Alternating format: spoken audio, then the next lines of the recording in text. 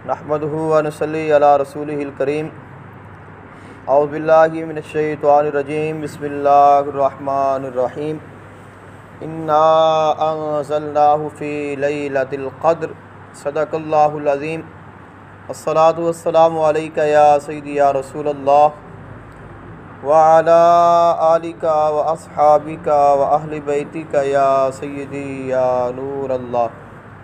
मोहतरम हाज़रीन, अल्लाह ताला ने कुरान मजीद फ़ुरक़ान हमीद में इरशाद फरमाया, इन्ना अंज़लनाहु फ़ी लैलतिन मुबारकतिन इन्ना कुन्ना मुनज़िरीन।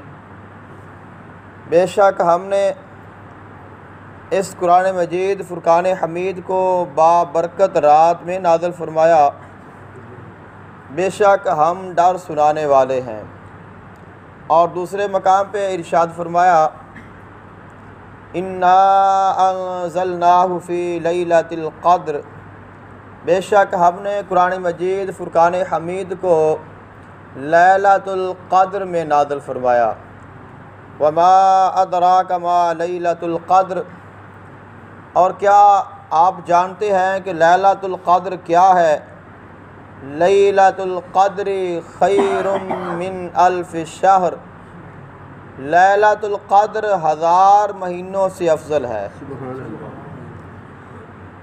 तनज़्ज़लुल मलाइकतु वर्रूहु फ़ीहा बिइज़्नि रब्बिहिम मिन कुल्लि अम्र।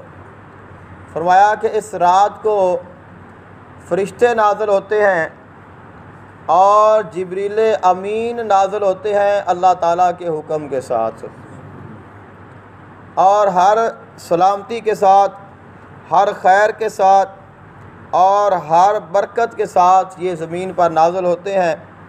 और इस रात को फ़रिश्ते अल्लाह ताला की रहमतों और बरकतों के साथ आते हैं, और अल्लाह ताला की रहमतें और बरकतें ज़मीन वालों पर मुसलसल अल्लाह ताला की तरफ से नाज़िल होती रहती हैं।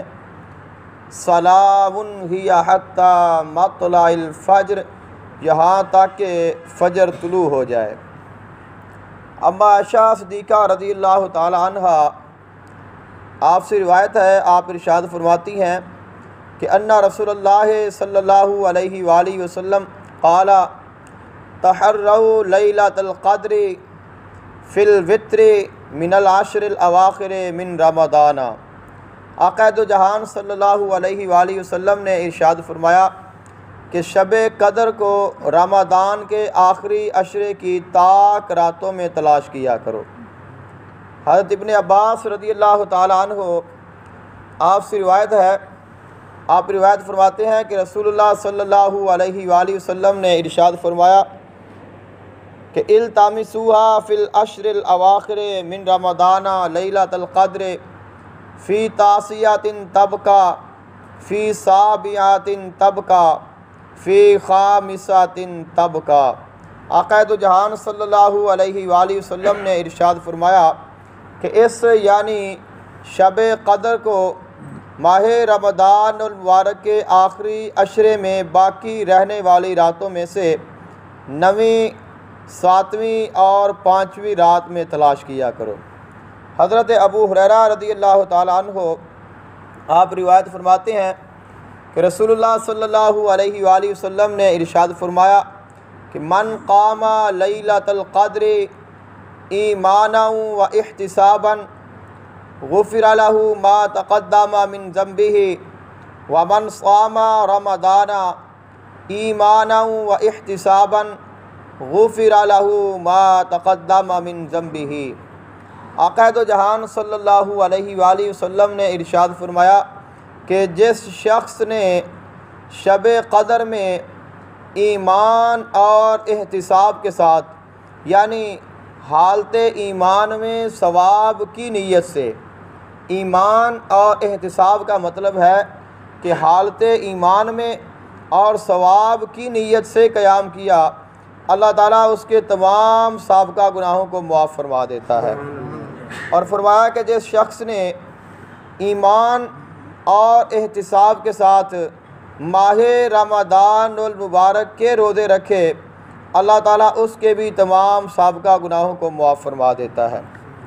اسی طرح حضرت ابو ہریرہ رضی اللہ تعالیٰ عنہ سے روایت ہے کہ رسول اللہ صلی اللہ علیہ وآلہ وسلم نے ارشاد فرمایا کہ من یقم لیلۃ القدر فیوافقها ایمانا و احتسابا غفر لہ۔ آقا دو جہان صلی اللہ علیہ وآلہ وسلم نے ارشاد فرمایا کہ جو شخص لیلۃ القدر میں قیام کرے اور وہ اس رات کو پالے اس کی مغفرت کر دی جاتی ہے۔ ام عائشہ صدیقہ رضی اللہ تعالی عنہ آپ سے روایت ہے کہ آپ نے آقا علیہ السلام کی بارگاہ میں عرض کی، یا رسول اللہ ارأیت ان علمت ای لیلۃ القدر ما اقول فیہا قال قولی اللہم انکا عفو کریم تحب العفو فاعف عنی۔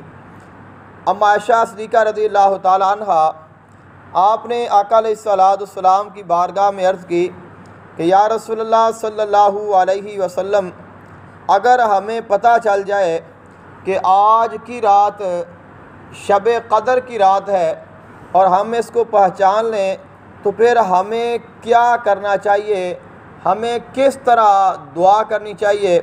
تو آقا علیہ السلام نے ارشاد فرمایا کہ اگر تمہیں پتہ چل جائے کہ آج کی رات ہی شب قدر ہے تو پھر تم ان کلمات کے ساتھ دعا کرنا کہ اللہم انکا عفو کریم تحب العفو فاعف عنی، کہ یا اللہ تو بہت معاف فرمانے والا کریم ہے، عفو اور درگزر کو پسند فرماتا ہے، بس مجھے معاف فرما دے۔ تو یہ دعا اپنے اکیلے کے لیے بھی مانگ سکتے ہیں اور جمع کے صیغے کے ساتھ بھی مانگی جا سکتی ہے۔ اگر صرف اپنے لیے دعا کرنی ہو تو اللہم انکا عفو کریم تحب العفو فاعف عنی یا غفور یا غفور یا غفور۔